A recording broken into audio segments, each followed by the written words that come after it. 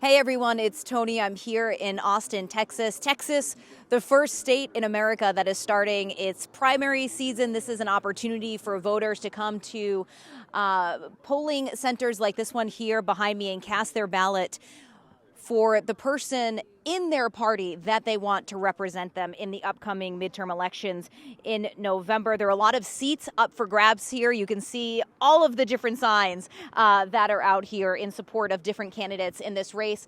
There are big races like the governor's race. There are smaller races like local seats, also state seats and congressional seats. There's even 15 members of the State Board of Education that is coming up, usually a race that not many people follow. But given the amount of tension within the schools right now here in Texas and across the United States when it comes to things like critical race theory or what books are sitting on the shelves, that's also expected to be a race that people are closely following. But this, again, is the first state in America that is having its primary. So this is going to offer us a sneak peek into what issues voters really care about, especially some of the more controversial issues that we have seen in just the past year. So perhaps you remember we've done a lot of reports on the near total ban on abortion. Abortion in the state of Texas since September, banned after a fetal heartbeat is detected. That's usually around 6 weeks into a woman's pregnancy, which is long before a lot of women know they are even pregnant. There are also some controversial new voting laws that have been enacted in the wake of the 2020 presidential election and these bogus claims that there was fraud. There was no fraud, no widespread fraud that was detected here in Texas or anywhere across the United States. But that still has not stopped at least 19 states from enacting new voting laws, many of them restricting access to the ballot for voters. So here in Texas, for example, there are new requirements when it comes to IDs that voters need to present when they show up here at the polling centers or with a mail-in ballot. There are also restrictions when it comes to certain polling locations. And another thing I want to show you, which is quite interesting. This is one of the new restrictions that are taking place. You might see here that there is very much a dividing line that separates us right here. All of the signs that you see, there's a dividing line here. Clear dividing line between these posters that are standing up and also the building where people are voting. And that is because there is a new rule in place that the signs and the people holding the signs cannot come within 100 feet of a voter who's going in to vote. And the way that people here know that they're within that range is this. This is the marker right here when it comes to what is on limits, what is off limits when it comes to voting. But yeah, a lot of big races taking place here today. And I'm just going to come over here and see if we can get some people to talk to us, because this woman here on the left, she's actually running for a state office. Hello. Can we ask you guys a couple questions? Yes, you may. Okay, you're actually a candidate that's on the ballot today. And I'm just curious, this is the first primary that we're seeing in the United States right now. What do you think is at the forefront of voters' minds? Right now, my name is Yvonne Williams. I'm the current Justice of the Peace here in Precinct 1, Austin, Travis County, and I'm running for re-election. One of the things that's imperative on people's mind, I think, is criminal justice issues. Okay, and I know that people are concerned about economic issues. COVID has had people in such a disarray. People are tired of being inside. They want to come out. They want to get back involved and engage. And I know that that's what's on their minds right now. What I see is a lot of issues about evictions. Okay, and that's the problem right now is because of COVID. You know, we had the moratorium. And so right now, what I find myself doing as a judge, guess what? Is putting people together with money, landlords and tenants, to try and keep people inside their place.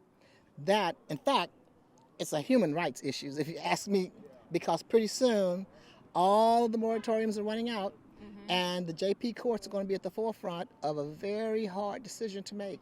And that's what we're trying to do right now, is see if we can soften that and see that people get to stay in their homes. That's primary on my thing. Yeah, and you're obviously in a position that has an immediate and almost everyday impact on people's lives. I just wonder what you think, what happens here today in the primaries says about national voting. Is it going to set any sort of trends going forward, do you think? Well, keep in mind these are primaries, so it's not like we're going to be choosing Democrat versus Republican right now. But probably what you're going to see is what comes out of here, I hope, is who people think are going to have strong leadership that will take them into the next stage, because we have lots to overcome right now. And right now, I would think that as an incumbent, probably I would think they're going to keep me in there and to keep my programs going. But there's a lot of open seats, and I tell you, the folks that's going to go are the people they think are going to be competent enough to have strong leadership. People are looking for strong leadership. You know, we don't have time for people who are just playing around trying to just get out there.